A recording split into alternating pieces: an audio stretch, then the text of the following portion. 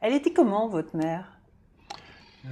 C'était une jeune fille de bonne famille, l'aînée de 5 enfants, et elle voulait être peintre. Elle était peintre parce qu'elle a commencé à travailler la peinture très tôt, et elle a très bien réussi, puisqu'elle a fait 2 expositions à 21 et 22 ans, aux côtés de très grandes signatures de l'époque. C'était en 36, 37, 38.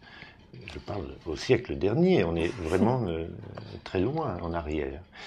Et puis il y a eu la guerre, et puis elle est tombée amoureuse de mon père, et elle a eu des enfants, on était 4, et moi j'étais le troisième, et là c'était l'époque où il n'y avait pas la pilule, il n'y avait pas le droit à l'avortement, et il n'y avait pas d'autonomie financière pour les femmes, et elle allait choisir entre sa carrière de peintre et élever ses enfants. Et je crois qu'elle a choisi, elle a renoncé à la peinture.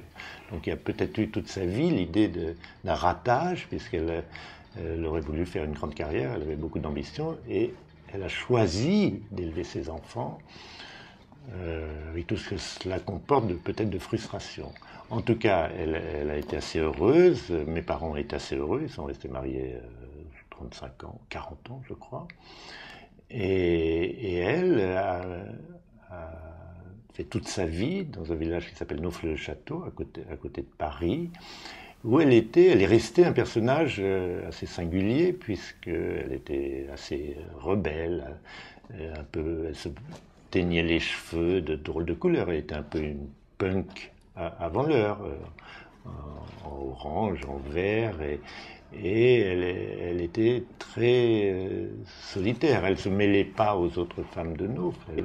Moi, j'ai été élevé avec ma mère, secrète et mystérieuse, et je crois que ça m'a un peu bloqué. C'est amusant, avant que vous dites qu'elle fumait des Gauloises et qu'elle lisait Le Canard enchaîné dans les années 50, Oui, c'est parce drôle. que c'était pas une bourgeoise, c'était pas quelqu'un qui était dans les conventions, c'est quelqu'un qui cherchait toujours à être transgressif. Et c'était l'époque où on roulait en 4 chevaux, elle portait des bas avec des coutures, moi ça me fascinait, je la regardais s'habiller, je pense que c'est un bouquin aussi sur le désir d'un petit garçon pour sa mère. Je crois qu'il ne faut pas se voiler la face. Les enfants, les garçons désirent leur mère, et un désir sexuel. Et ça a conditionné un peu tout mon rapport aux femmes. Je crois que c'est ce que je raconte dans ce livre, c'est que moi je crois que j'ai cherché, en m'intéressant à elle, en faisant une analyse et en racontant cela, j'ai cherché les racines de mon désir sexuel ou de mon rapport aux femmes qui toute ma vie a été à la fois riche et très compliqué.